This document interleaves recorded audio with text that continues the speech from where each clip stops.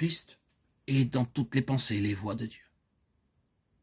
À travers tous les temps, dans toutes les pensées de Dieu et dans toutes les voies de Dieu, Christ tient la place centrale. Christ est suprême.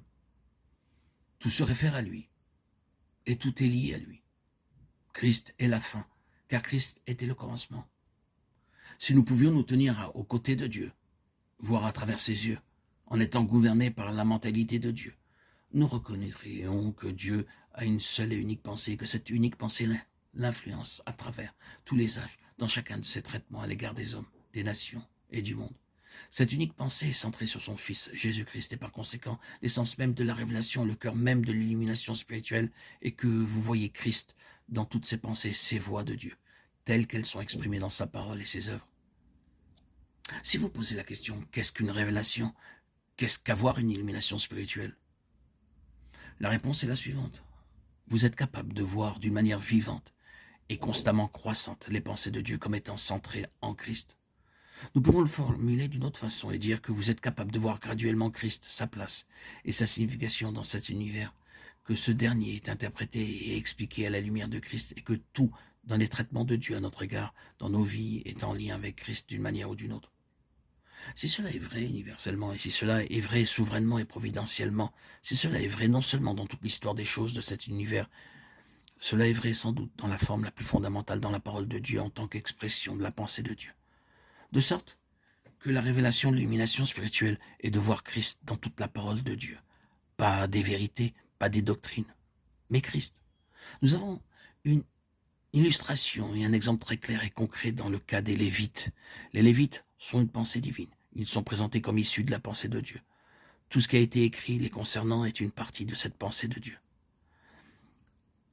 Maintenant, si ce que nous avons dit est vrai, alors tout ce qui est en lien avec les Lévites est l'expression d'une pensée divine concernant Christ. Et nous cherchons aussi à voir ce qu'il y a de Christ dans ceci ou cela. La finalité, c'est Christ.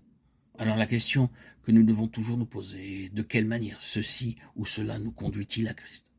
Dans quelle mesure cela signifie-t-il un accroissement de Christ, une connaissance de lui d'une manière vivante et expérimentale? Nous cherchons ce qui est de Christ. Nous ne sommes pas intéressés par quoi que ce soit d'autre, car Dieu n'est pas intéressé par quoi que ce soit d'autre. Dieu n'est pas occupé simplement à la gestion d'un univers merveilleux, à regarder sa souveraineté opérer dans ce monde, à seulement voir comment du mal il peut en sortir le bien et à gouverner toute chose à ses propres fins. Dieu est intéressé par une seule chose, apporter toute chose à son Fils et introduire son Fils en toute chose. Il a une unique pensée, elle est complète, vaste et comporte plusieurs aspects, mais elle est unique. Ainsi, nous avons une pensée, seulement une. Il ne s'agit pas de combien nous pouvons faire pour le Seigneur et de quel degré de connaissance nous avons de la vérité chrétienne. Il ne s'agit pas du tout de choses, mais de Christ. Toute notre course ici-bas consiste à apprendre Christ. Et si nous vivons de manière spirituelle, lors de notre dernier souffle, notre cri sera encore que je puisse le connaître. Plus nous vivrons et plus nous apprendrons, plus nous serons conscients du peu que nous connaissons et combien ce Christ est immense. À présent, nous pouvons comprendre comment les Lévites, en tant que type, sont un exemple concret des pensées de Dieu menant à Christ. Le peuple de Dieu est relié à lui en Christ.